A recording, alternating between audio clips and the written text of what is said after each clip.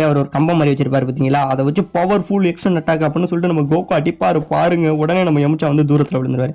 அப்பதான் சொல்லுவாரு, நீ சாதாரண ஆள் இல்ல, இந்த இதை நான் யூஸ் பண்றவரை இதுக்கு முன்னாடி ஒரு ஆளை பார்த்திருக்கேன், அவரால மட்டும்தான் இந்த ஆயுதத்தை வந்து இவ்வளவு அழகா ஹேண்டில் பண்ண முடியும், உண்மையை சொல்லு, உனக்கு இந்த கலையை யாரு கத்து கொடுத்தது அப்படிங்கும் போது இப்பதாங்க ஒரு சின்ன ஒன்னே ரிலீஸ் பண்ணாங்க. ஆமாங்க, இது வந்து கோகு இருக்காரு பாருங்க, அவரோட தாத்தா யூஸ் பண்ணதாங்க.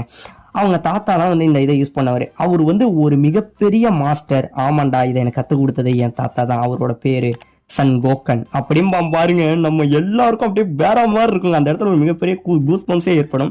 பாத்தீங்கன்னா நம்ம யமுச்சா வந்து அவனும் ஆச்சரியத்துல இதாயிடுவான். அது போக நம்ம ஊழாங்க இருக்கட்டும், ஓ அப்ப இவங்க தாத்தா சொல்ற அளவுக்கு ரொம்ப பெரிய ஆளா இருக்குமோ அப்படின்னு சொல்லிட்டு எல்லாரும் இது பண்ணுவாங்க. உடனே யமுச்சா, நானும் சாதாரண ஆள் இல்லை, என் லைஃப்ல இது வரைக்கும் இப்படி ஒரு இனிமையை பார்த்ததில்ல, ஸோ இன்னைக்கு என் பலத்துக்கு நிகரான ஒருத்தவங்க கூட நான் சண்டை போட போறேன் அப்படின்னு சொல்லிட்டு அவனோட சீக்ரெட் வித்தைன்னு ஒன்று இருக்கும்லங்க, அவன் வந்து உல்ஃபேங் ஃபிஸ்ட் அப்படின்னு சொல்லி ஒரு பவரை கொண்டு வந்து கோகு அடிப்பான் பாருங்க, சர மாதிரியா. கோகு